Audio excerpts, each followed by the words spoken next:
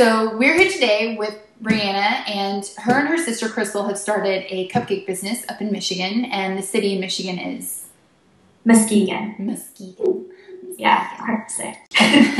And it's called Michigan Cupcakes, and they basically you can order offline at www.michigancupcakes.com, and I'm going to give you the floor, and you just kind of tell us a little bit about what you can order, what kind of the specialties that you do. So go for it. Great. Yeah, our company is called Michigan Cupcakes, and the reason for that is we try and use flavors and ideas that are native to Michigan. Like, we have a cupcake that uses fudge, which is one of the kind of staples of the state, and also like maple syrup, cherries, flavors that are native to the state, and also, experiences. Like, we have a s'more cupcake because in the summer s'mores are so popular. We have a lot of campfires and camping up here, but so that's how we came up with the name. Some people are like, that's really ambitious that you call it Michigan Cupcakes. You're going to take over the state. And they're like, no. It's just that we try Michigan pride, kind of. Yeah, it's just a Michigan pride thing to, display the Michigan flavors in our cupcakes.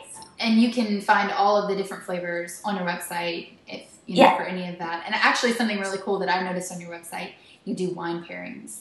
We do, yeah. That's just kind of a fun little thing we do right now. Obviously, we don't sell or distribute wine, but we're also very proud of Michigan becoming a prominent wine state. And Michigan, surprisingly, has a lot of great wines. And, people are surprised that wines can be paired with cupcakes, but it's surprisingly amazing. And yeah, who wouldn't love that? Of course. So, it's just kind of a fun little thing we do to help promote Michigan wineries at the same time, promote our cupcakes, and it's a fun little thing. Well, that's what we're about too, is promoting each other and just small business. So that's another really good thing. Yeah, it's great. Did you and your sister come up with this all by yourself? Yeah, we really did. How did it happen? Were you just sitting one day and... Well, we both wanted to start something on our own. I mean, we also have real jobs. Yes. We're both in this transition phase where we're living with our parents, and we wanted to do something new and, just kind of not be working for the man. And we're like, let's start a business. And what can we do from home that's easy with not a ton of overhead? And I've always loved baking together since we were little, and we love to watch like Cupcake Wars and all those cupcake shows. And did you have an easy bake oven? Oh yeah, we had the easy. Did you and your sister? Oh yeah, we had easy bake. Oh yeah, of course. But no, all the cupcake shows and all the different. Yeah, and a lot of people were like, "Oh, the cupcake trend is over, and don't do it." But we think it's here to stay, and who doesn't love cupcakes? And really, it's an industry that hasn't been tapped that much in our area. So we kind of saw an opportunity and thought, let's try it out, and just started baking for friends and family, and people loved it. So we're like, let's move forward with it. So we did. Well, that's where it starts. You have to come up with an idea.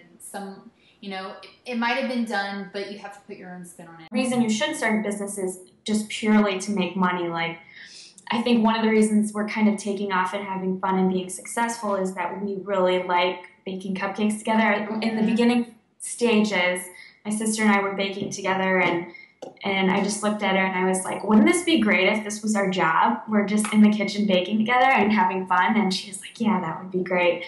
And you just have to make sure it's something that you're passionate about and like doing as well, And like I can tell on your web show, you and your dad have so much fun, and you mean what you say and you believe in what you say. And so I just think that's another important piece of advice for anyone wanting to start a business or a family business. Obviously, there's going to be family drama when you're in business with your sister or a family member, that's inevitable. So one of the things my sister and I have to do is just be flexible with each other, and we kind of delegate certain tasks to each other, which it sounds like you and your sister maybe do as well.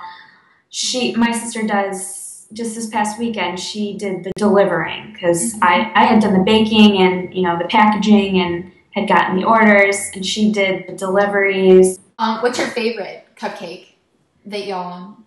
My favorite is the chocolate fudge. I'm just a sucker for chocolate, and for some people it's too much because it's like a double chocolate with chocolate icing, but that's just, I could die for it. I love it. Explain to me the champagne flavor though. Does it really taste like champagne?